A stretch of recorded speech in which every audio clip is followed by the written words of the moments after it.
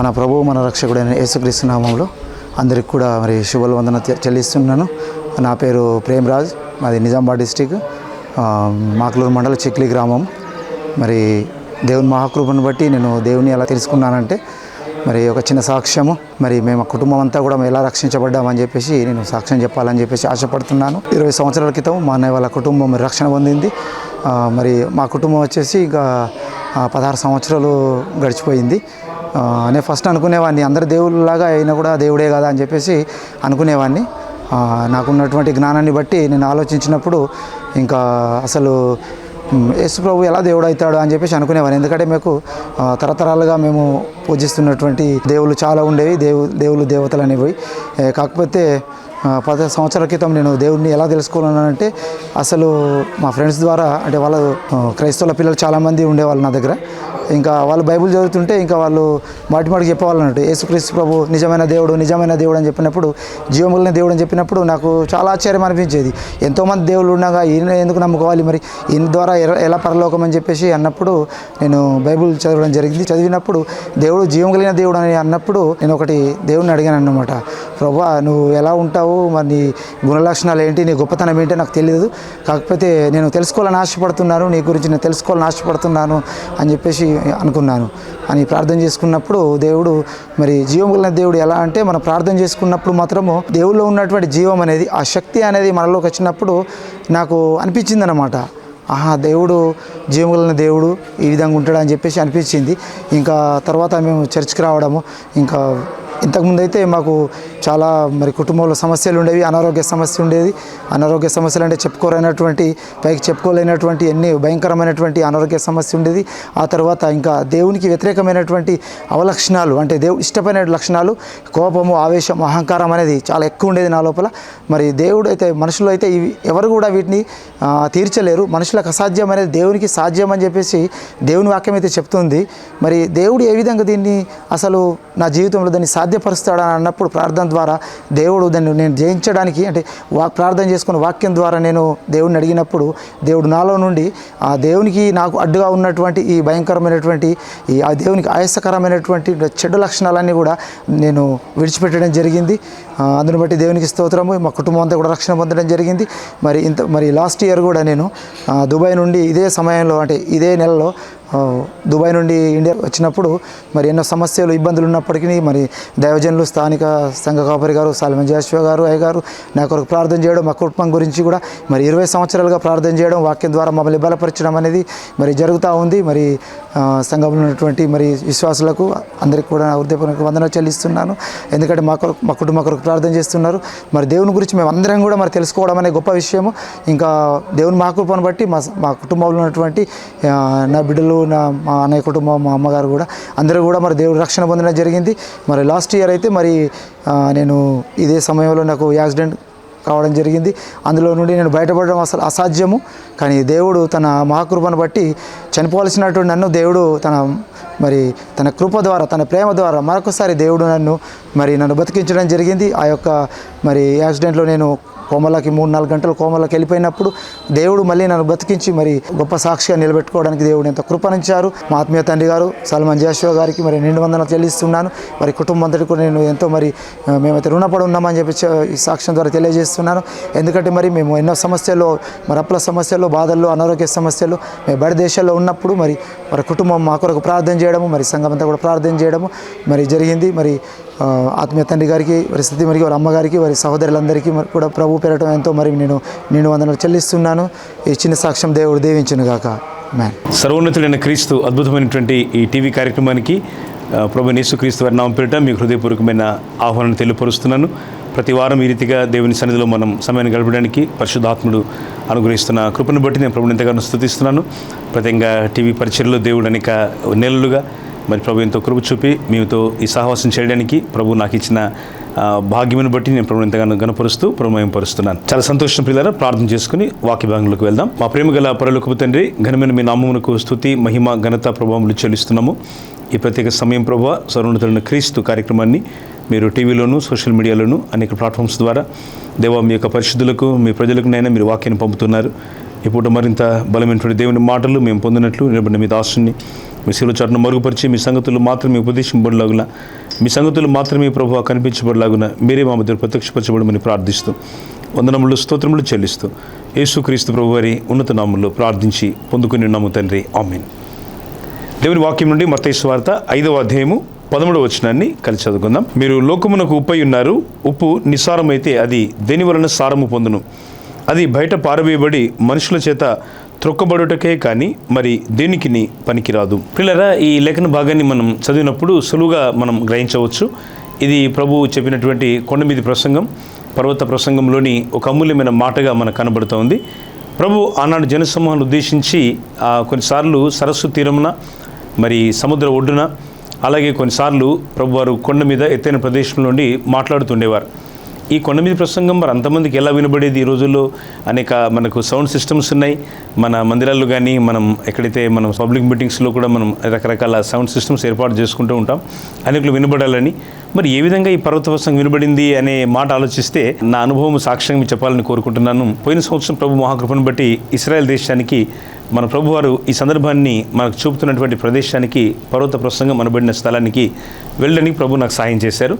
అక్కడ ఆ కొండ ప్రదేశంలో అటువైపున గలిలే సముద్రం, చాలా మంచి అద్భుతమైనటువంటి ప్రశాంతమైన వాతావరణం మనకు కనబడింది. చాలా దూరం నుండి మాట్లాడుతుంటే ఆ గాలి మరి ఆ ప్రభావము ఏ విధంగా ఉందో, ప్రభు ఏ విధంగా నిర్మించినాడో తెలియదు. చాలా అద్భుతంగా స్పష్టంగా మాట చాలా దూరం నుండి వినబడేటట్టుగా ఆ మాటల యొక్క శబ్దాలు మరి నేను గమనించడం జరిగింది. అంటే మనిషితో మాట్లాడుతున్నప్పుడు చాలా దూరం వరకు ఆ మాటల యొక్క శబ్దము వినబడడం అనేది చాలా నాకు ఆశ్చర్యాన్ని కలిగించింది.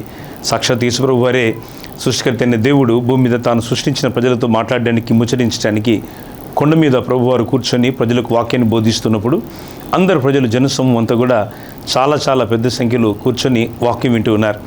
మరి అమూల్యమైన మాటలు మత్తయి సువార్త 5వ అధ్యాయాన్ని మనం చదివేటప్పుడు ప్రభు చెప్పినటువంటి అమూల్యమైన సంగతులు మనకు కనబడతాయి. ఇక్కడ ఒకటే విషయాన్ని మాత్రమే కాకుండా దేవుని నీతి గురించి, దేవుని రాజ్యం గురించి, అలాగే మరి సంబంధ బాంధవ్యాలను గురించి కూడా ప్రభు చాలా విషయాలు మాట్లాడుతున్నారు. ప్రభు ఈ సమయంలో శిష్యులతో మాట్లాడుతూ వచ్చినారు. తాను పరలోకం గురించి మాట్లాడుతున్నప్పుడు శిష్యుల యొక్క స్పందన చాలా విచిత్రంగా ఉంది. ప్రభు మొదటిసారి చెప్తున్నప్పుడు శిష్యుడైన పేతురు అంటాడు, నేను 3వ దినం చంపబడి తిరిగి లేచుట అగత్యము అని మత్తయి సువార్త 16వ అధ్యాయంలోని 11వ వచనంలో ప్రభు మాట్లాడుతున్నప్పుడు పేతురు యొక్క స్పందన చాలా విచిత్రంగా, చాలా ఆశ్చర్యంగా మనకు కనబడుతూ ఉంటుంది. మనం చూసినట్టయితే మరి పేతురు యొక్క సాక్ష్యము లేక పేతురు మాట్లాడుతున్న పద్ధతి మత్తయి సువార్త 16వ అధ్యాయంలో నుంచి మనం చూసినట్టయితే 21వ వచనం నుండి కొన్ని వచనాలు మనం చదివినట్టయితే పేతురు అంటున్నాడు, అది నీకు దూరమగును గాక ప్రభు అంటున్నాడు. అంటే సిలువ నీకు దూరం అవ్వాలి అంటాడు. ప్రభు పరలోకాన్ని గురించి, సిలువ శ్రమల గురించి మాట్లాడుతున్నప్పుడు ప్రభు చెప్తున్న మాటలు పేతురు సరిగా అర్థం చేసుకోలేకపోయినాడు. పిల్లారా, ఎందుకో పేతురికి సిలువ అనే మాట, శ్రమలు అనే మాట నచ్చలేదు. శిష్యులకు కూడా నచ్చలేదు. వారికి ఎప్పుడు కూడా సౌఖ్యంగా, క్షేమంగా ఉండడం, ప్రభుతో కలిసి ఉండడమే చాలా మంచిది అనుకున్నారు. నేను పరలోకానికి వెళ్ళిపోతాను, ఆనందమయమైన, ప్రశాంతమైన, అద్వితీయమైన, మహోన్నతమైన, దేవుడే స్వయంగా తానే పునాది వేసిన ఆ అద్భుతమైనటువంటి శ్రేష్టమైన రాజ్యాన్ని మళ్ళీ వెళ్ళిపోతాను ప్రభు అన్నప్పుడు ఆ మాట శిష్యులకు ఎందుకో రుచించలేదు. వారంతగా దానికి రెస్పాండ్ అవ్వలేదు పాజిటివ్గా. కానీ పేతురు అంటున్నాడు, అసలు ఆ సిలువని దూరమవుగాక ప్రభు అంటున్నాడు. మరి పరలోకం వెళ్ళడానికి ఈ మార్గం గుండానే కదా వెళ్ళాల్సింది. మరి ఒక దినం ప్రతి మనిషిని జీవితంలో ఈ మరణం అనేది ఉంది. వీటి ద్వారానే మనం పరలోకానికి వెళ్ళాలి. అందుకే ఒకే జీవితం మనకు ఉంది ప్రియులారా. మనకి ఏదో 4-5 రకాల జీవితాలు లేవు. మన వాక్యం, మన విశ్వాసం, మన ప్రభు చెప్పిన మాట, మన ప్రభు ఉపదేశం ఏమిటి అంటే మనకు ఒకేసారి జీవితం ఉంది, ఒకే లైఫ్ మనకుంది. సాధ్యమైనంత నమ్మకంగా, భయభక్తులతో మనం ఈ జీవితాన్ని సాగింపజేసుకోవాలి. దేవుడు అందుకే టీవీ ప్రసారం ద్వారా, సోషల్ మీడియా ద్వారా, యూట్యూబ్ ద్వారా, అనేక మాధ్యమాల ద్వారా ప్రభు అనేకసార్లు హెచ్చరిక చేస్తూ ఉంటారు. ఎందుకంటే మనకున్న జీవితం చాలా విలువైంది, ప్రశస్తమైంది. ఇక్కడ పేతురు యొక్క స్పందన మనం గమనించినప్పుడు పేతురు చాలా ఆశ్చర్యకరమైనటువంటి రీతిలో మాట్లాడుతున్నాడు. సిలువ నీకు దూరమగును గాక అంటున్నాడు. ఎందుకంటే దేవుని మాట వారు వింటుంటే వారి యొక్క స్పందన చాలా విచిత్రంగా కనబడుతున్నట్టుగా ఉంది. రెండోసారి ప్రభు పరలోకాన్ని గురించి మాట్లాడుతున్నప్పుడు శిష్యులు అనుకుంటారు, ప్రభు పరలోకానికి వెళ్ళిపోతే ఇంకెవరు నెక్స్ట్? నేనే కదా గొప్ప, నేనే కదా గొప్ప, నేనే కదా గొప్ప అని ఒకరినొకరు తమను తాము ఎవరు గొప్పవారు అనేటువంటి ప్రశ్నల్లో శిష్య బృందం అంతా కూడా మునిగిపోయింది. ఇక మూడోసారి ప్రభు పరలోకాన్ని గురించి మాట్లాడుతున్నప్పుడు చాలా విచిత్రమైన పరిస్థితి. యాకోబు, యోహానుల యొక్క మనసులో ఉన్నటువంటి వారి యొక్క ఆశ, వారిలో ఉన్నటువంటి ఆ యొక్క పదవి కాంక్ష, మరి వారి తల్లి వచ్చి ప్రభుతో అడుగుతూ ఉంటుంది కదా, మరి నీ సింహాసనం కుడివైపున ఒకరు, ఎడమవైపున ఒకరిని ప్రభువా మరి నా కుమారులను కూర్చోబెట్టుకో అంటూ ఉంటుంది ఆమె. ఎందుకంటే వారి ఆశ వారి తల్లి ద్వారా వారు చెప్తా ఉన్నారు. శిష్యులు జెబెదయి కుమారులు వారి ఆలోచనల్లో ప్రభు సింహాసనం పక్కన పరలోకంలో ఆ విధంగా ఆ వైపు ఒకరు ఈ వైపున ఒకరు కూర్చోవాలని చాలా ప్రయత్నం పడుతూ ప్రయాసపడుతూ ఆలోచన చేస్తూ ఉన్నారు. చాలా ఆలోచించాల్సిన విషయం ప్రియులారా. ఈ అంత్యకాలంలో దేవుని రాకడ సమీపిస్తున్న ఈ రోజుల్లో ప్రభు తన రాజ్యం గురించి మాట్లాడుతున్న ఈ అంత్యకాలంలో మన సిద్ధపాటు ఎలాగుంది? పేతురులాగా మనం సరిగా పట్టించుకోవడం లేదా? లేక దూరమోగాక సిలువ అని చెప్పి మనమే మాట్లాడుతున్నామా? లేక సిలువను భరించడం శ్రమలను సహించడం ఇష్టంగా లేదా? లేక మనల్ని ఎవరు గొప్ప అనే ప్రశ్నలు మనలో చాలా బయలుదేరుతున్నాయా? మనం గొప్ప అనుకున్నప్పుడల్లా ప్రభు కొరకు ఏమి చేయలేమండి. మనం ఎంత తగ్గించుకోగలము, మనం ఎంత విధేయులం కాగలము, అంత గొప్ప కార్యాలు మన విశ్వాస జీవితంలో చూడగలమనేదే మనం నేర్చుకోవాల్సిన ఒక గొప్ప సందేశం. మూడోసారి ప్రభు పరలోకాన్ని గురించి మాట్లాడుతున్నప్పుడు యాకోబు యోహానుల యొక్క ఆలోచన, వారి యొక్క ఆశ బయటపడుతూ ఉంది. పరలోక రాజ్యంలో తండ్రికి మరి యేసయ్యకు అటువైపున ఇటువైపున మేము ఉండాలి, కూర్చోవాలని వారి తల్లి ద్వారా చెప్పిస్తూ ఉన్నారు.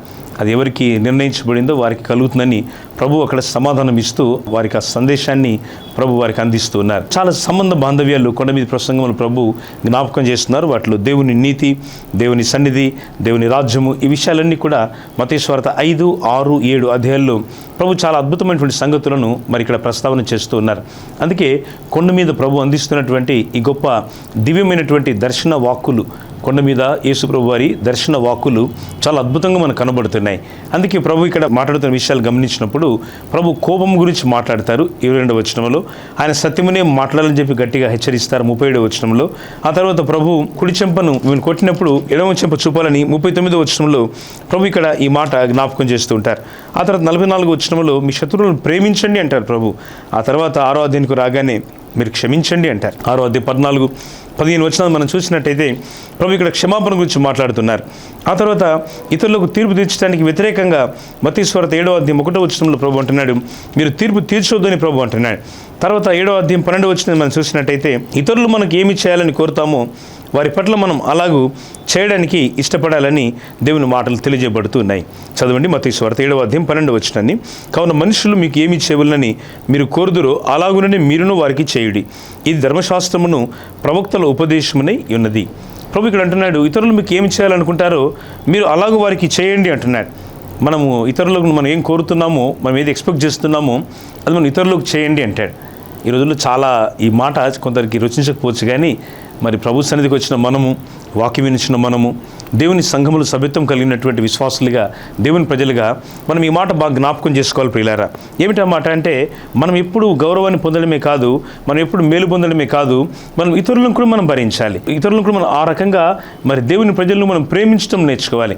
మనం దేవుని రక్షణ పొందిన వారిని కూడా ప్రేమతో గౌరవించి వారికి దేవుని ప్రేమను మన క్రియల ద్వారా, మన యొక్క ఆలోచనల ద్వారా, మన యొక్క ప్రయాసము ద్వారా దేవుని ప్రేమను చెప్పేవారుగా మనం ఉండాలి. క్రిస్మస్ అనగానే పండుగ సమయాల్లో మాత్రమే జరిగించే మన కొరకు మనం జీవించే ఆర్భాట పండుగ ఉండకూడదు. కానీ ప్రభు అందుకే అంటారు మరి నిన్ను వెళ్ళి నీ పొరుగు వారిని ప్రేమించమంటారు. సంవత్సరం పొడుగున ప్రియులారా, క్రిస్మస్ నుండి మళ్ళీ క్రిస్మస్ వరకు కూడా, అంటే ఒక సందర్భం సంవత్సరం యొక్క ప్రారంభ దినము జనవరి 1 నుండి డిసెంబర్ 31 రాత్రి వరకు కూడా ఈ ప్రేమను మనం క్రీస్తులో చూపడానికి ఇష్టపడాలి. ఎందుకంటే ఈ రోజుల్లో ప్రేమ పొందడమే తెలుసు కానీ ప్రేమించడం తెలియదు. దేవుని సంఘాన్ని ఎలా ప్రేమించాలో తెలియడం లేదు. దేవుని సేవను ఎలా ప్రేమించాలో తెలియడం లేదు. దేవుని సువార్తను ఏ విధంగా వ్యాపనం చేయాలో, వ్యాప్తి చేయాలో ఈ విషయంలో చాలామందికి సీరియస్నెస్ లేదు. మా కొరకు మేము బతుకుతున్నామండి, చాలా బాగున్నాం, హ్యాపీగా ఉన్నాం, మేము చాలా సంతోషంగా జీవిస్తున్నాం, మాకు ఇంకా అన్ని క్షేమంగా ఉన్నాయి, దేవుడు మాకు అన్నీ ఇచ్చినాడు, మా పిల్లలు బాగా సెటిల్ అయ్యారు, చాలా అద్భుతంగా ఉన్నామనే వాటితోనే జీవితంలో చాలా సంవత్సరాలు గడిచిపోతున్నాయి. స్నేహితులారా, దేవుని మాటగా మీకు జ్ఞాపకం చేస్తున్నాను, ప్రభువుకు మనం జీవించే ఈ కాలం అనే విషయాన్ని మీరు మర్చిపోరాదని నేను హెచ్చరిక చేస్తున్నాను. అందుకే పౌలు రాస్తూ అంటాడు అందరూ తమ సొంత కార్యములనే చూచుకొని వచ్చినారు కానీ యేసుక్రీస్తు కార్యములను చూడరు అంటున్నాడు. అందరికీ సొంత కార్యాలు ఎక్కువైనాయి. వారి గురించి ఆలోచించే, వారి గురించే వారు యోచించుకునేంత సమయం ఉంది, కానీ దేవుని సంఘాన్ని గురించి కానీ, పొరుగువారి గురించి కానీ, అందులో కనీసం కుటుంబాన్ని గురించి కానీ, వారి సొంత కుటుంబాన్ని గురించి కానీ జ్ఞాపకం చేసుకునే పరిస్థితులు చాలామంది లేరనేదే ఒక ఆలోచించాల్సిన విషయంగా నేను మీకు జ్ఞాపకం చేస్తున్నాను. అందుకే పౌలు తన నిజ కుమారుడైన, ఆత్మీయ కుమారుడైనటువంటి తిమోతికి రాస్తూ అంటాడు అందరూ తమ సొంత కార్యములను చూసుకొనిచున్నారు కానీ యేసుక్రీస్తు కార్యములను చూడరు. 2024 సంవత్సరాల తర్వాత కూడా ఈ మాట మళ్ళీ సంఘాలలో దేవుడు మళ్ళీ జ్ఞాపకం చేస్తూ ప్రభు దుఃఖముతో ఆవేదనతో ఈ మాటలు చెప్తున్న మాట ఏమిటంటే, అందరూ తమ సొంత కార్యాలని చూసుకొనిస్తున్నారు, కానీ యేసుక్రీస్తు కార్యములను చూడరు అంటున్నాడు. మనం అలా ఉండకుండా ప్రభు కార్యాలను కూడా మనం చూడాలండి. ప్రభు కార్యములలో మనం చాలా ప్రయాసమందు, చాలా మంచి ఆసక్తి కలిగి, శ్రద్ధ కలిగి ఉండాలని మనం నేర్చుకోవాలి. పౌలు అపోస్తలుడు రాస్తూ ఇంకో సందర్భంలో కొరింథీ సంఘానికి రాస్తూ 15వ అధ్యాయంలోని ఆఖరు వచనాన్ని మనం చూసినట్టయితే, 15వ అధ్యాయం ఆఖరు వచనం 58వ వచనం, మొదటి కొరింథీ పత్రిక, కాగా నా ప్రియ సహోదరులారా, మీ ప్రయాసం ప్రభువునందు వ్యర్థము కాదని ఎరిగి స్థిరులను కదలని వారును ప్రభువు కార్యాభివృద్ధి యందు ఎప్పటికీ ఆసక్తులనై ఉండుడి అంటున్నాడు. మీరు ఎప్పుడు కూడా కదలని వారుగా, మీరు ఎప్పుడు కూడా నా కార్య అభివృద్ధి యందు ఎప్పుడు కూడా ఆసక్తులుగా ఉండండి బిడ్డలారా అని దేవుడు అపోస్తలుడు పౌలు ద్వారా దేవుడు సంఘానికి హెచ్చరికిస్తున్నాడు. ఎంతకాలం ముందు సంఘమా, దేవుని ప్రజలారా, దేవుని దైవజనమా, ఇది మనం చేయవలసిన ఒక తీర్మానం, ఒక గొప్ప ఎన్నిక, ఒక గొప్ప రెజల్యూషన్, ఒక గొప్ప డిటర్మినేషన్ ఏమిటంటే ప్రభు కార్యాభివృద్ధి యందు మనం ఎప్పుడు కూడా ఆసక్తులమై ఉండాలి. ప్రభు పనిలో ఆసక్తి కలిగి ఉండాలి.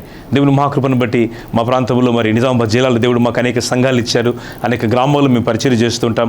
నిజామాబాద్ మహానగరంలో దేవుడు, ఇక్కడ ఈ పట్టణంలో కూడా దేవుడు మాకు మంచి మందిరాన్ని ఇచ్చారు. మరి 1-2 నెలల లోపే మీ అందరి ప్రార్థనలు బట్టి మందిరం పూర్తి వచ్చింది. ఇంకా కొన్ని లోపల పనులు జరుగుతున్నాయి. ప్రభుత్వమైతే అతి త్వరలో ఈ జనవరి ఆఖరి నాటికి లేక వచ్చే నెల ఆఖరి నాటికల్లా మరి ప్రతిష్ఠ ఆరాధన జరిగించడానికి ఇష్టపడుతున్నాం. ప్రభు అంతవరకు మాకు ఒక చిన్న హాల్ కూడా ఇచ్చారు ఆ భవనం కింద. అక్కడ చక్కని ఆరాధన ప్రతి ఆదివారం ఈ నగరంలో చాలా అద్భుతంగా జరుగుతూ ఉంది. వివరాలు మీరు తెలుసుకోవడానికి స్క్రీన్ పైన మీకు నెంబర్లు టీవీ స్టూడియో వారు మీకు డిస్ప్లే చేస్తూ ఉంటారు. మీరు వాటిని తప్పక నోట్ చేసుకోండి. మీరు ఎప్పుడైనా ఈ ప్రాంతానికి వచ్చినప్పుడు మా ఆరాధనలలో మాతో కలిసి ప్రభువును ఆరాధించాలని కూడా హృదయపూర్వకంగా మిమ్మల్ని మేము కోరుతున్నాం. పిల్లలు, చాలా ఆనందకరమైన విషయం, దేవుని కార్యం యందు మా సంఘంలో మరి అనేక బృందాలుగా పరిచర్యలు మాకు సహకారులుగా ఉన్నారు. దేవుని సేవ ప్రతిదినం కూడా అనేక గ్రామాల్లో, పట్టణాల్లో, వీధులలో స్వార్థను అందించడానికి ప్రభు మాకు సహాయం చేస్తున్నారు. ప్రతి నెల ఎన్నెన్నో గ్రామ కూడికలుగా మరి దేవుని సన్నిధిలో మరి అనేక మెయిన్ రోడ్స్ పైన కూడా చక్కగా దేవుని ప్రేమను పంచుతూ సువార్తను అందిస్తూ ఒక్కో చోట ఒక్కో రకంగా కేవలం క్రిస్మస్లో నవంబర్, డిసెంబర్ ఈ 2 నెలలు సంపూర్ణంగా మేము తిరుగుతూ ప్రభు పరిచయం చేయడం మాత్రమే కాదు, టోటల్ ద ఇయర్ లాంగ్ సంవత్సరం పొడుగున కూడా పిల్లారా చాలా దీవెనకరంగా దేవుడు తన కార్యములను జరిగిస్తూ వస్తున్నారు. అందుకని మీకు జ్ఞాపకం చేసే మాట, ప్రభు కార్యాభివృద్ధిలో మనం ఎల్లప్పుడూ ఆసక్తులమై ఉండాలి. అనేక బృందాలుగా సోదరులారా, మీరు మీ సంఘంతో, దేవుని సమాజంతో, మీరు ఒకరు మరొకరితో కలిసి ఇంకెలాంటి ముచ్చటలు లేక లోక సంబంధమైన మాటలకు తావివ్వకుండా ఒకరు మరొకరితో కలిసి, ఒక సహోదరి మరొక సహోదరితో, ఒక సహోదరుడు మరొక సహోదరుడితో తమన్న స్థలములో ఒకరు అనుకూలంగా ఉంటే మీ మందిరాన్ని మీ యొక్క దైవజనులకు అనుమతితో ప్రార్థన సమయం ఒకవేళ లేకపోతే వారం మధ్యలో ఉంటే చాలా సంతోషం. ఆ వారం మధ్యలో కూర్చొని ఒక గంటన్నర సమయం కలిసి ఒక్కొక్క తలా 10 నిమిషాలు, ఒక 15 నిమిషాలు ప్రార్థన చేయండి. మీకు ప్రార్థన యొక్క భారాన్ని దేవుడి మీలో బలముగా రగిలించినప్పుడు ఏ విధంగా ఉంటుందంటే అంత్యోక్య సంఘంలాగా మీ సంఘం కూడా బలమైన సంఘంగా ఉంటుంది. దేవుని సహవాసములో అంత్యోక్య నుండి కేంద్రంగా ఆది సంఘం గొప్ప పరిచర్యలు ప్రారంభించినట్టుగా క్రైస్తవ సంఘ చరిత్ర, ఆది సంఘం యొక్క సంఘ చరిత్ర మనకు జ్ఞాపకం చేస్తున్న విషయం నేను మీకు జ్ఞాపకం చేస్తున్నాను. అందుకే దేవుని సంఘమైనటువంటి మనము ప్రభు కార్యాభివృద్ధి యందు ఎల్లప్పుడూ ఆసక్తులమై ఉండాలి. ఈరోజు ఆసక్తి కలిగి ఉన్నాను, రేపు ఆసక్తి కలిగి ఉండకపోతే పర్వాలేదు అనుకోకూడదు. ఆదివారం మాత్రమే ప్రాతకాలమో, ఉదయకాలమో లేక సాయంకాలమో వర్షిప్కి వెళ్ళి ఆదివారం ఆరాధనకు వెళ్ళే విషయంలో మాత్రమే మనం ఆసక్తులుగా ఉంటే సరిపోదండి. వారమంతా మన ప్రజలారా, నెల మొత్తం కూడాను, సంవత్సరం అంతా కూడాను మనం ఈ భారముతో, ఆసక్తితో దేవుని పనులు మనం నిమగ్నం అవ్వడానికి ప్రభు మనకు ఈ ప్రత్యేక సందర్భాన ఈ హెచ్చరికలు, సూచనలు ప్రభు మనకి ఇస్తున్నారు. కనుక మీరు మేలుకోండి, ప్రభు కొరకు సాగండి. ఈ రాకడ దినాల్లో మన ప్రభు, మన ప్రాణప్రియుడు ఎప్పుడు వస్తారో తెలియదు. ఆయన వచ్చే వరకు లేక మనం ప్రభువుని చేరే వరకు మనం ఈ యొక్క ప్రయాణములు, ఈ యొక్క ప్రయాసములు ప్రభు కార్యాభివృద్ధి యందు ఎల్లప్పుడూ మనం ఆసక్తిగా ఉండాలనే విషయాన్ని దేవుని సేవకుడిగా, దైవజనుడిగా నేను మీకు జ్ఞాపకం చేస్తూ ఉన్నాను. పిల్లలు, మనం చదివిన మూల వాక్యములు మత్తయి సువార్త 5వ అధ్యాయముల నుంచి మనం చదివినటువంటి ఈ 12వ వచనంలోని అద్భుతమైన మాటలు, మీకు 13వ వచనం మాటలు మీకు జ్ఞాపకం చేస్తున్నాం. మీరు లోకమునకు ఉప్పై ఉన్నారు అంటున్నాడు. లోకానికి ఉప్పై ఉన్నామట. కూర చక్కగా వండిన తర్వాత దాంట్లో ఉప్పు లేదు అనుకోండి, ఉప్పు లేని కూర ఉందనుకోండి, అది రుచిగా ఉంటుందా? దాన్ని మనం తినగలమా? దాంట్లో సమపాలలో తగినంత ఏది ఉప్పు అసలు వేయలేదు అనుకోండి, ఆ కూరలో ఎంత టేస్ట్ కర్రీ అయినా, ఎంత మంచి రుచిగల ఆహారం అయినా అది నాలుకకు రుచిగా ఉండదు, దాన్ని మనం తినలేం కదా. సో ఆహారంలో రుచి అది పెంచడానికి, రుచిని కలిగించడానికి ఉప్పు చాలా అవసరం. ఉప్పును ప్రభు కొండమీది ప్రసంగంలో మత్తయి సువార్త 5:13లో ప్రభు జ్ఞాపకం చేస్తూ మీరే లోకానికి ఉప్పు అన్నారు. ఈ లోకం ఒక పెద్ద వంటకం. ఈ వంటకంలో దేవుడు ఉప్పు అనబడిన నన్ను, నిన్ను, మనల్ని ప్రభు కలపాలనుకుంటున్నాడు. అప్పుడు ఈ ప్రపంచంలోని ఆహారము రుచికరమైన ఆహారంగా మారుతుంది. దేవుడు ఇష్టపడే ఒక మంచి సర్వాంగ హోమముగా ఈ ఆహారం మారుతుంది. ఒకవేళ ఈ ఆహారంలో ఉప్పు లేదనుకోండి, మంచి ఆహారం వండారు, చాలా మంచి భోజనం తయారు చేశారు, but there is no salt at all, అక్కడ ఉప్పు లేదనుకోండి, ఆహారం మనం తినలేం కదా, అది మన రుచిని ఇవ్వలేదు, మన సంతృప్తి కూడా మనకి ఇవ్వలేదు, ఆ విధంగా మన శరీరానికి తగిన పోషకాలు కూడా మనకు రావు. దాన్ని ఏం చేస్తాం, తిన్నట్టుగా ఒక ముద్ద తినగలిగినా ఆ తర్వాత మనం ఇంకా మానేసి కూర్చుంటాం. ప్రభు పర్వత ప్రసంగంలో, కొండ మీద ప్రసంగంలో ప్రభు అంటున్నారు, సాక్షాత్తు ప్రభువే సెలవిస్తున్నారు, మీరు లోకమునకు ఉప్పు అయి ఉన్నారు. ఉప్పులోని చాలా అద్భుతమైన గుణ లక్షణాలు ఉన్నాయి. ఉప్పు కనబడదు కానీ ఆ ఉప్పు తన యొక్క ప్రభావాన్ని చాలా చక్కగా చూపుతూ ఉంటుంది. ప్రభు అందుకే మనం లోకంలో ఎలా ఉండాలో నేర్పిస్తున్నారు. ఈ పర్వత ప్రసంగంలోని మాటలు చదివేటప్పుడు మీకు ఇందాక కొన్ని విషయాలు నేను చెప్పాను. సంబంధ బాంధవ్యాలు, కుటుంబంలోని పరిస్థితులు, వ్యక్తిగతమైన సాక్ష్యము, ఏ విధంగా మనం కోపంతో ఉండకూడదు, ఏ విధంగా మనం సత్యమనే మాట్లాడాలో, ఏ విధంగా ఎదిరింపక దేవుని కృపను మనము చూపుతూ కుడి చెంప కొడితే ఎడమ చెంప చూపించాలనే దేవుని యొక్క ఉద్దేశంలోని మాట, శత్రువులను ప్రేమించమనేటువంటి దేవుని యొక్క వైఖరి, ఇవన్నీ మనం బాగా అర్థం చేసుకోండి పిల్లారా. మనం ఒక ఉప్పుగా మారాలని దేవుడు కోరుతున్నారు. ఉప్పు కనబడదు కానీ దాని ప్రభావాన్ని చాలా ప్రభావవంతంగా చూపిస్తూ ఉంటుంది. అందుకే ఈ ప్రపంచ యాత్రలో, విశ్వాస జీవితంలో ప్రభువును కలిగిన మనం ఉప్పులాగా ఉండాలండి. మనం పెద్ద కనబడాల్సిన పని లేదు. మనం కనబడడానికి దేవుడు మనల్ని ఏదో గొప్పవారిగా, మనల్ని దేవుడు లోకంలో మనం ఏదో చాలా మనం అతిశయపడడానికి మన దేవుడు మనం ఎన్నిక చేసుకోలేదు. మనల్ని ఏ గొప్పతనం ఉందని చూసినారు ప్రభు. అందుకే ప్రభు అంటాడు, మీరు లోకరీతిని మీరు అనేకులు పిలువబడలేదు కానీ వెరివారిని ఏర్పాటు చేసుకున్నారు, ఆయన బలహీనులను ఏర్పాటు చేసుకున్నారు, ఆయన అంతగా యోగ్యత లేని వారిని, నీచులేని వారిని ఎన్నిక చేసుకున్నాడు. దేవుని ఎన్నిక ఎంతో శ్రేష్టమండి. దేవుడు గొప్పవారిని కోరుకున్నాడా? గొప్పవాళ్ళు వచ్చారు దేవుని దగ్గరికి. జ్ఞాని సొలొమోను లాంటి వారు వచ్చారు, చాలా చాలా గొప్పవాళ్ళు కూడా వచ్చినారు. పౌలు వంటి దార్శనికుడు, ఉన్నత విద్యావేత్త, గమలీయేలు పాదాల దగ్గర నేర్చుకున్నటువంటి ఒక అద్భుతమైనటువంటి పరిసరుడు అయినటువంటి సౌలును కూడా దేవుడు ఎన్నిక చేసుకున్నాడు.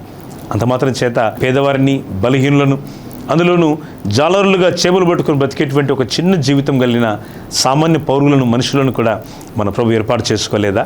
ఆయన ఈ లోకంలో ఎన్నిక లేని వారిని ఏర్పాటు చేసుకునే దేవుడండి.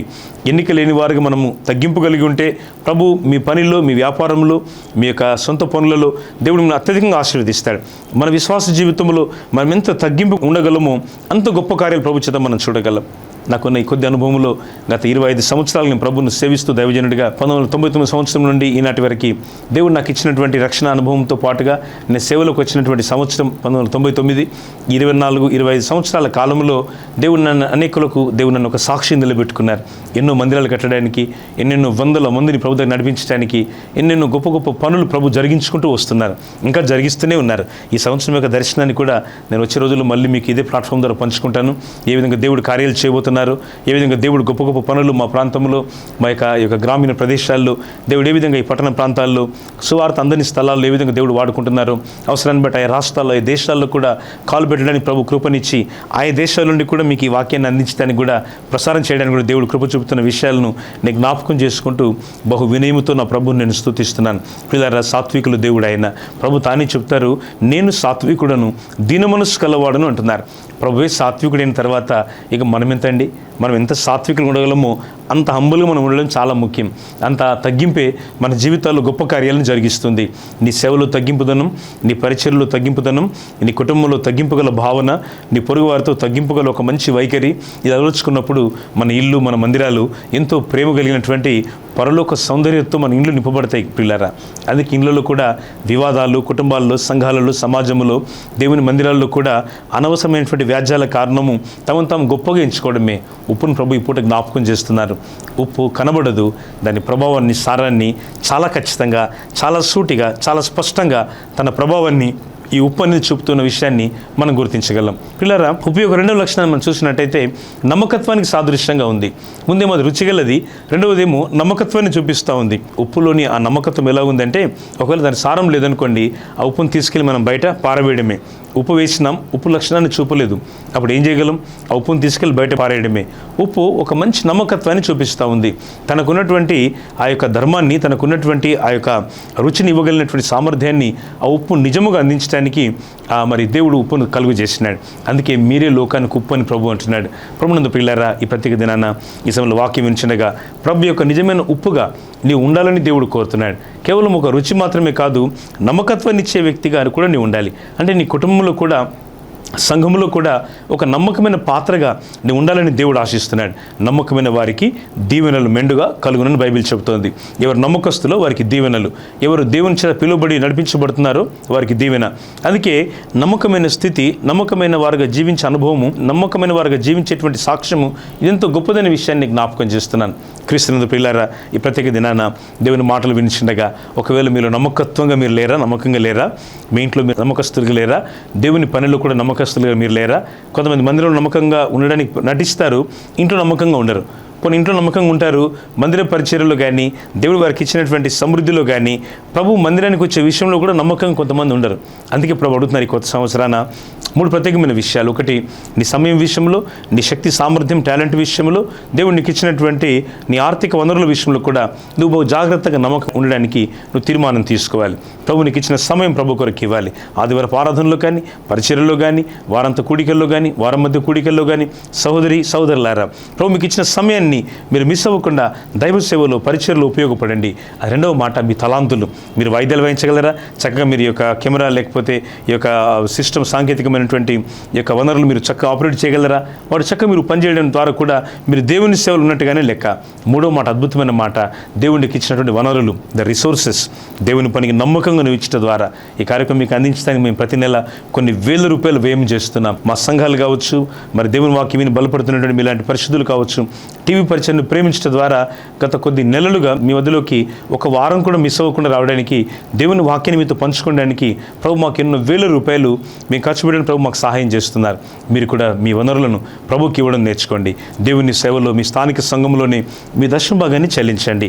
ఇలాంటి పరిచర్యల కొరకు మీకు దేవుడిచ్చిన సమృద్ధిని బట్టి ఒక విశేషమైన కానుక దేవుని పరిచర్యకు ఇలాంటి కార్యక్రమాలు అందించడానికి మీరు ఉపయోగకరంగా మీకు ఈ పరిచయం ఉన్నట్టయితే తప్పక మీరు జ్ఞాపకం చేసుకొని దేవుని ఉప్పుగా, లోకానికి మీ నిజమైన ఉప్పుగా మీరు వర్ధిల్తారని ఆశిస్తూ ఈ ప్రత్యేక సమయాన్ని కొండ మీద ప్రసంగం ప్రభు మనం తెలియపరిచిన ఈ మాటలు మీ హృదయాల్లో మీరు వాటిని ఉపయోగించుకొని, వాటిని మననం చేసుకొని, వాటిని స్మరించి దేవుని కొరకు సాక్షులుగా మీరు జీవించాలని అభిలషిస్తూ ఈ మా మాటలు ముగిస్తున్నాము. దేవుడు సమృద్ధిగా సంపూర్ణంగా మిమ్మల్ని దీవించి ఆశీర్వదించును గాక. ఆమేన్. ప్రార్థన. ఎంతో దయగల మా ప్రభువా, ఈ ప్రత్యేక సమయాన్ని మీరు మాకు ఇచ్చిన లేఖన భాగం కొరకే మిమ్మల్ని స్తుతిస్తున్నాము. మీరు లోకమునకు ఉప్పై ఉన్నారు దేవ. మేము ఉప్పగా జీవించడానికి ముందు మీరు ఎన్నెన్నో సంగతులు లోకంలోని దేవ మరి పరిస్థితులు మేము సాగున్నప్పుడు ఏ విధంగా జీవించాలో అనేక హెచ్చరికలు మీరు మాకు ఇస్తూ వచ్చినారు. నిజమైన ఉప్పుగానైనా నీ ప్రజలను మీరు చేయండి. వారు తమన్న స్థలంలో, తమన్న ప్రదేశంలో, తమన్న సంఘములో, తమన్న సమాజంలో తని మీకు సాక్షులుగా మీ ప్రేమను పంచువారి ఇంటికి దేవ సహాయం చేయండి. దేవ ఇంకా నిస్సారమైన జీవితాలు, వాటి సారము గల జీవితాలకి మీరు చేయండి. వ్యాధి గల దేహాలు మీరు ముట్టండి. కోర్టు కేసుల్లోను, అప్పుల్లోను, బాధల్లోను, కన్నీళ్ళలోను, కుటుంబ సమస్యల్లోను దేవా ఇంకా అనారోగ్యం ప్రతిబిడ్డ మీరు విడుదల చేసి జ్ఞాపకం చేసుకోండి. ఇది జన్మదినము, వివాహదినం జరిగించుకుంటున్న మా ప్రియులను దీవించి దేవ వారికి మీ యొక్క రాజ్యపు దేవుని దీవెన వారి గుడారంలో, వారి కుటుంబాల్లో సమృద్ధిగా మీరు కురిపించమని ఈ టీవీ కార్యక్రమాన్ని స్పాన్సర్ చేసిన మా ప్రియులను, వారి కుటుంబాన్ని మీరు దీవించండి. వారి పేరు మేము డిస్ప్లే చేయట్లేదు, కానీ వారు చూపిన ప్రేమను బట్టి, వారు అందించిన సహకారాన్ని బట్టి వారి ఇంటిలో దేవుని దీవెన సమృద్ధిగా మీరు దయచేయండి. ఇంకా ముందున ఎపిసోడ్స్లో ప్రభు అని బిడ్డలు ఎవరు తను ప్రేరేపించబడ్డారో వారి యొక్క పరిచయకు తమవంతు తన గుప్పిలు విప్పి తన మీ పనిని వారు గణపరుస్తున్నారు. వారి మీ ప్రతిఫలాన్ని మీరు దయచేయండి. యేసుక్రీస్తు ప్రభు వారి ఘనమైన నామములో ప్రార్థించి వేడుకొంచున్నాము తండ్రి. ఆమేన్. తండ్రి దేవుని ప్రేమయు, ప్రభువైన యేసుక్రీస్తు వారి కృపయు, పరిశుద్ధాత్ముని అన్యోన్య సహవాసం సదా మనందరికీ తోడై ఉండునుగాక. ఆమేన్. God bless you.